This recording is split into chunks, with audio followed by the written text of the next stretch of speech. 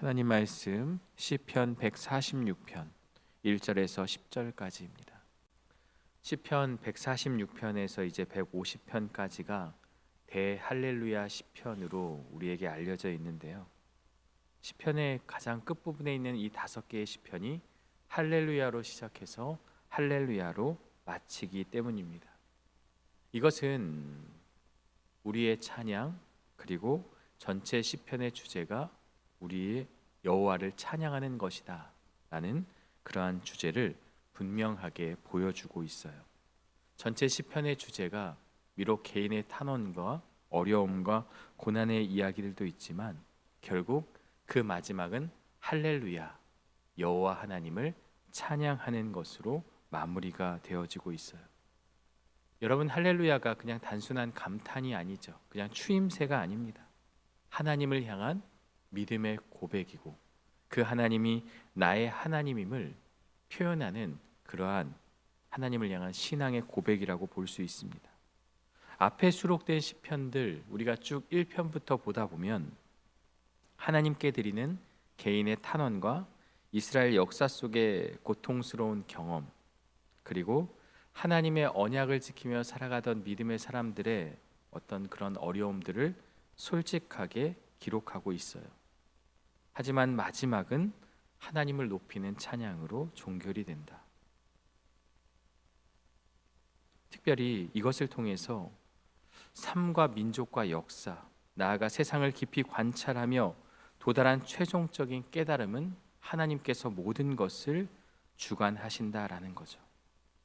시편을 쓴 시인들은 간절한 고난과 그 부르짖음 앞에 그 치열한 과정을 통해서 비로소 하나님이 어떤 분인지를 알게 되죠. 내가 경험해 보니까 그 깨달음 뒤에 찾아오는 것이 바로 찬양이라는 거죠. 그때에는 힘들고 어려웠지만 이 고난을 지나 놓고 보니 하나님이 나와 함께 하셨다. 그래서 시편의 마지막은 할렐루야로 끝이 나는 것입니다. 먼저 1절을 보면요, 할렐루야 내 영혼아 여호와를 찬양하라. 할렐루야도 여호와를 찬양하라인데 또 여호와를 찬양하라고 반복해서 나오고 있어요. 누구에게 말하고 있습니까? 내 영혼아 여호와를 찬양하라. 이 영혼은 네페시라는 단어인데요, 숨과 생명을 뜻하는 단어입니다. 그러나 문맥에서 어떠한 뜻인지를 더 정확히 보면 내 삶 전체를, 내 인생의 전부를, 나의 모든 것을 다해서 여호와 하나님을 찬양하라. 우리가 찬양할 때 내 어떤 특정한 순간에만, 내가 기분이 좋을 때만, 아니면 일부만 찬양하는 게 아니라 내 영혼이라는 말은 나의 인생 전부를 하나님께 드리고 찬양하라는 그러한 고백이죠. 그게 바로 2절에 나와요. 나의 평생의 여호와를 찬양하며 내가 살아있는 동안에 내 하나님을 찬송하리로다. 할렐루야 찬양하라 똑같은 말이죠. 내 평생에 내가 살아있는 동안에 똑같은 말이죠. 성도에게 살아간다는 것, 그것은 하나님을 찬양하는 것과 동일한 뜻입니다. 내가 이 땅을 살아가고 존재하는 이유가 하나님을 기쁘시게 하는 거잖아요. 마찬가지로 성도에게 삶은 곧 찬양이 되어야 한다. 그래서 나의 평생에, 그리고 내가 살아있는 동안에 하나님을 찬송한다라는 거죠. 저보다 더 많은 삶을 사셨기 때문에 내 인생 가운데 돌아보면 찬송하기 어려운 상황에 처할 수도 있고 도저히 찬송이 나오지 않는 감정이 생길 때도 있어요.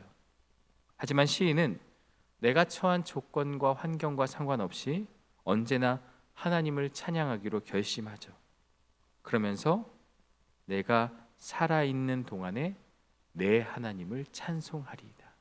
내가 찬송하고 경배하는 대상은 바로 나의 하나님이다라고 고백하고 있습니다. 저 멀리 계신 분이 아니라 때때로 나와 아무런 관련이 없다가 가끔 나의 삶에 역사하는 그 분이 아니라 내 하나님은 언제나 나와 함께 하시고 나의 삶을 구원하는 분으로 지금 시인은 친밀하게 경험하고 있습니다. 내 평생 내 모든 호흡으로 여호와만을 찬양하겠다는 결단은 우리 삶의 거짓된 것들을 제거하게 만드는데요. 그래서 시인은 곧바로 세상에 의지하는 것들의 실체를 폭로하기 시작해요. 3절을 보면 귀인들을 의지하지 말라. 귀인들이 누구입니까? 영향력 있는 사람, 나에게 도움을 줄 수 있는 능력이 있는 사람들.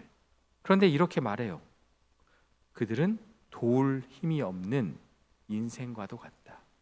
도울 힘이 없는 인생도 의지하지 말라. 여기서 인생으로 번역된 히브리어 벤 아담은 아담의 아들이라는 뜻입니다. 첫사람 아담이 흙으로 만들어졌으며 죄로 인해 흙으로 돌아갈 존재임을 다시 한번 상기시키고 있는 거예요. 우리의 인생은 흙으로 왔다가 흙으로 돌아가는 정말 허무한 인생이다라고 말하고 있는 거죠. 권력자라 할지라도 부자라 할지라도 흙으로 돌아갈 연약한 존재다. 그게 바로 4절의 내용이죠. 그의 호흡이 끊어지면 흙으로 돌아가서 그날의 그의 생각이 소멸하리로다. 호흡이 끊어지면 흙으로 돌아간다. 호흡이 멈추면 한 줌의 흙이 되어서 그가 쌓은 계획 모든 것들이 다 날아간다는 거예요. 하나님 없는 삶을 말하는 거예요. 우리 인생이 그렇다가 아니라 하나님 없는 삶, 하나님과 함께하지 않는 삶, 귀인들을 의지하고 재물을 의지하고 나에게 영향을 주는 사람들을 의지하고 내가 살아있는 동안에 세운 하나님 없는 계획이 이러하다라는 것을 우리에게 보여주고 있습니다. 여러분, 하나님 없는 사람 삶이 이러하다는 거예요. 어떻습니까? 사람을 의지하면 반드시 실망할 때가 오죠. 목사인 저도 성도들에게 어떻게 이야기해야 합니까? 목사를 의지하지 마세요. 하나님을 의지하세요. 왜냐하면 목사도 사람이기 때문에 실수할 수 있고 어려움을 겪을 수도 있는 거죠. 우리가 사람을 의지하면서 사람을 바라보면서 신앙생활 하면요, 그 사람이 나에게 실망을 주었을 때 상처를 얻게 돼요. 우리가 믿음 좋은 사람들을 막 의지하다가도 어떠한 순간에 실망하고 좌절하게 되죠. 사람을 의지하는 것이 이와 같다는 거죠. 신앙생활은 하나님 보고 하는 것이다. 하나님을 믿고 하나님께 시선을 고정하고 하나님을 향한 믿음의 고백이 되어야 된다. 바로 시인은 그걸 우리에게 지금 강조하고 있는 거예요. 인간의 헛됨을 고백한 이후에 하나님을 향해 시선을 돌리는데요. 5절을 보면 야곱의 하나님을 자기의 도움으로 삼으며 여호와 자기 하나님에게 자기의 소망을 두는 자는 복이 있도다. 이 복이 있도다, 아쉬레라는 단어는 지혜 문학의 핵심 용어죠. 참된 복이 누구에게 있느냐? 본문은 야곱의 하나님이라고 야곱을 지금 이야기하고 있습니다. 아브라함의 하나님, 이삭의 하나님 정도면 참 좋겠는데 야곱의 하나님이다? 잠깐 드는 생각은 야곱은 좀 거짓말도 치고 약삭 빠르고 사람을 속이고 기만했던 그런 사람이죠. 불완전한 인간의 전형입니다. 그가 험악한 세월을 살며 자기 꾀와 수단으로 살아보려 했던 대표적인 인물이죠. 그런데 야곱의 하나님이라고 하나님께서 말씀하신 이유는 무엇입니까? 그 꽤 많고 인간적이고 보잘것없는 자, 그 야곱도 하나님께서 그를 들어 사용하시고 이스라엘로 만들어 주셨다. 그래서 야곱의 하나님이 은혜가 되는 거예요.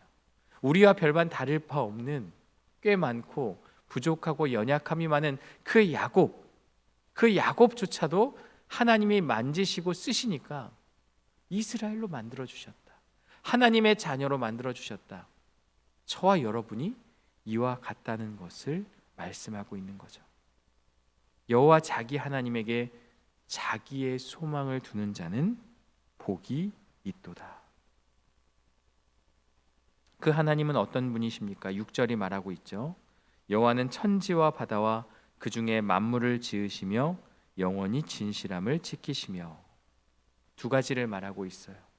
만물을 지으셨다, 그분의 능력, 그리고 진실함. 약속하신 것을 반드시 이루시는 하나님의 신실함에 대해서, 그분의 능력과 이 진실함에 대해서 말씀하고 있어요. 우리가 믿는 하나님이 어떤 분이시냐? 야곱의 하나님, 야곱을 변화시킨 그 하나님이 어떤 분이시냐? 전능하시면서도 약속을 지키시는 진실하신 분이다. 그래서 하나님을 의지하라는 거예요. 사람은요, 말을 바꾸죠. 증거 있어 라고 말하며 자신이 불리해졌을 때 그 약속을 파기하고 아니라고 발뺌을 하죠. 그러나 하나님은, 신실하신 하나님은 그 약속을 끝까지 지키시고 변치 않으시기 때문에 무엇을 바라보고 무엇을 의지하며 우리가 살아야겠습니까? 썩어질 세상의 것, 변하는 사람, 그것을 의지하는 것이 아니라 영원한 하나님을 의지해야 우리가 실망치 않고 신앙생활을 할 수 있다는 것을 말하고 있습니다. 7절에서 9절은요, 그 하나님과 함께하는 그 하나님 나라, 그 나라가 어떠한지를 우리에게 보여주고 있는데요. 다 읽지 않겠지만 억눌린 자, 줄인 자, 갇힌 자, 시각장애인, 비굴한 자, 나그네와 고아와 과부를 살펴주시는 바로 그 하나님의 은혜가 있는 곳이 바로 하나님의 나라다. 본문은 이 모든 것들 동사를 분사형으로 사용하고 있어요. 가끔 하나님께서 이들을 돌보신다가 아니라 현재 진행형으로 지금도 그들을 살피시고 도우신다라는 거죠. 여러분, 이 7절과 9절에 정의되는 사람들이 바로 우리들입니다. 억눌리고 줄여 있고 갇혀 있고 하나님의 뜻을 바르게 보지 못하고 비굴해지고 나그네요, 고아와 과부 같은 우리를 하나님께서 살펴주신다라고 말씀하고 있습니다. 예수님이 이 땅에 오셔서 하신 일이 바로 이 일들이에요. 누가복음 4장 18절에 보면 주의 성령이 내게 임하였으니 가난한 자에게 복음을 전하게 하시려고 내게 기름을 부으시고 나를 보내사 포로된 자에게 자유를, 눈먼 자에게 다시 보게 함을 전파하며 눌린 자를 자유롭게 하고, 예수님이 이 땅에 오셔서 하나님 나라를 살짝 보여주셨죠. 하나님 나라가 어떤 곳인지를 우리에게 보여주셨죠. 그 나라는 바로 줄이고 목마르고 어려움을 겪는 자들에게 자유와 해방을 주는 그 나라다. 바로 시편 146편의 약속, 이사야를 통해서 주어진 그 예언의 말씀이 이루어짐을 우리에게 가르쳐주고 있어요. 그리고 마지막 10절은요, 이렇게 고백하는데요. 시온아, 여호와는 영원히 다스리시고 내 하나님은 대대로 이르리로다. 할렐루야.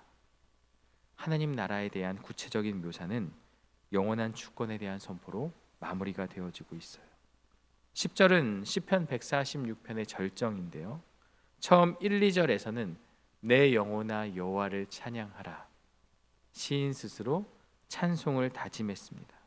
마지막 10절에서는 시온아 내 하나님을 찬양하라.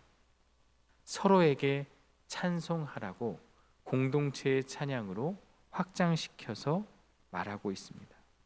여러분, 이것이 찬송의 힘이죠. 한 사람이 어려움 가운데서도 먼저 기뻐하며 찬송할 때 그 찬송이 주변 사람들에게 영향을 미쳐서 공동체 전체에 하나님을 찬송하게 되는 것이죠. 4절을 보면 인간 통치자의 계획은 소멸하지만 10절은 뭐라고 말합니까? 여호와는 영원히 다스리시고. 아무리 강한 나라도 영원하지 않죠. 페르시아도, 그리고 바벨론도, 애굽도 영원하지 않습니다. 그러나 우리 주님의 통치는 영원하다, 그것을 말하고 있어요. 그리고 그 영원하신 하나님이 누구냐라고 정의하면 바로 나의 하나님이고 내가 의지하고 내가 바라보는 분이다. 여러분, 이것을 알면 어찌 하나님을 찬양하지 않을 수 있겠습니까?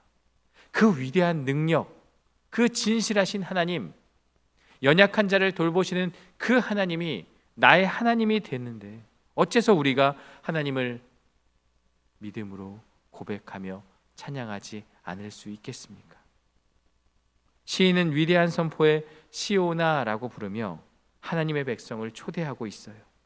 영원한 통치를 믿고 고백하는 우리를 이 위대한 합창에 동참하도록 부르신 것입니다. 오늘 말씀은 먼저 우리의 신뢰의 대상이 무엇인지를 생각해 보게 하는데요. 내 마음 깊은 곳에 있는 소망과 안정감은 어디에 뿌리 내리고 있습니까? 내가 의지하고 있는 귀인들은 누구입니까? 나의 미래를 보장해 줄 것이라 믿는 인생의 계획은 무엇입니까? 다 세상적인 것들일 수 있습니다.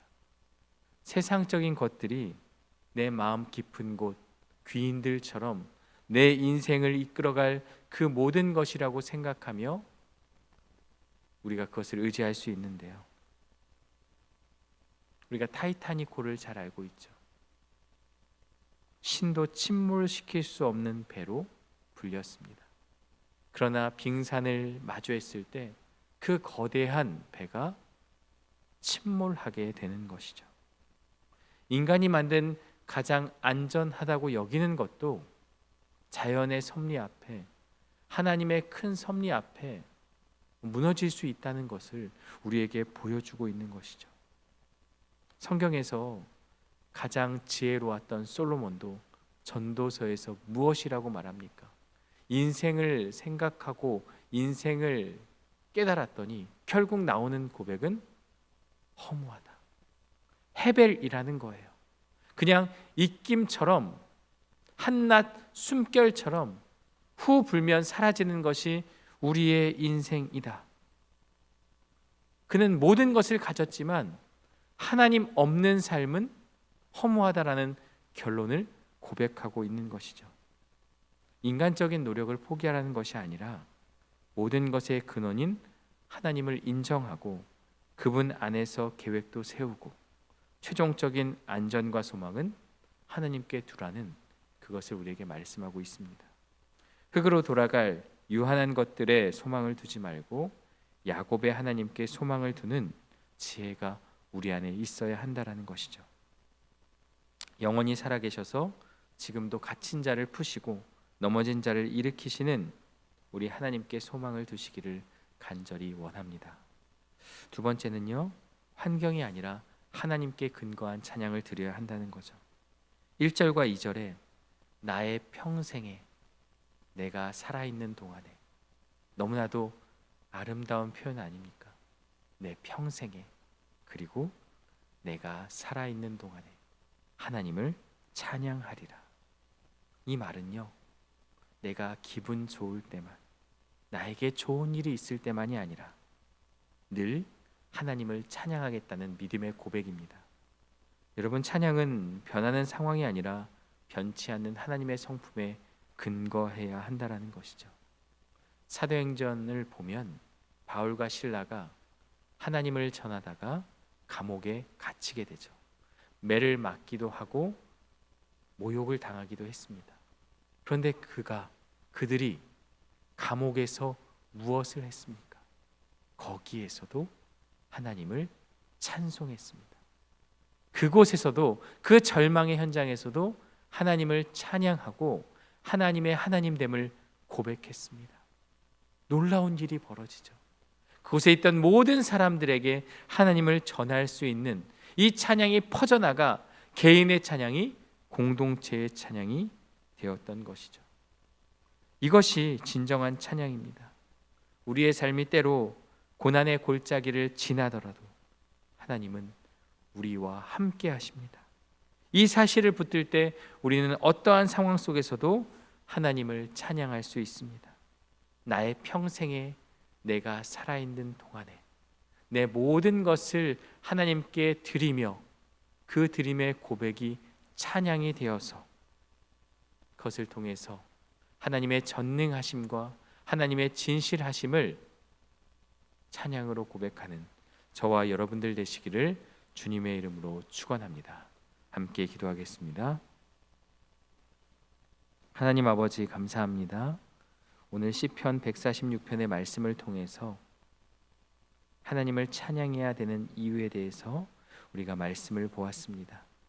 우리의 환경과 상황이 아니라 그분의 영원한 또한 그 전능하신 능력과 진실함에 기반하여 우리가 하나님을 찬양하게 하여 주시고 나의 기분과 환경에 상관없이 내 평생에 오직 여호와 하나님을 찬양하는 삶이 우리의 삶이 될 수 있도록 인도하여 주옵소서.